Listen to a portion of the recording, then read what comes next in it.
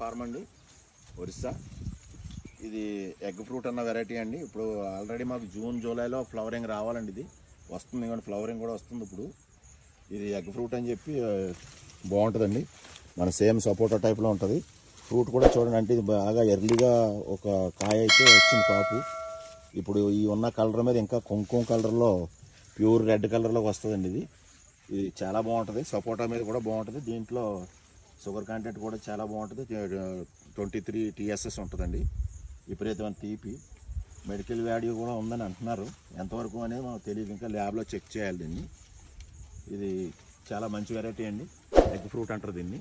మీకు మొక్కలు కావాలంటే మేము డిస్క్రిప్షన్లో నెంబర్ ఇస్తామండి. దాన్ని బట్టి మీరు తర్వాత కాంటాక్ట్ చేయొచ్చు. నమస్కారం.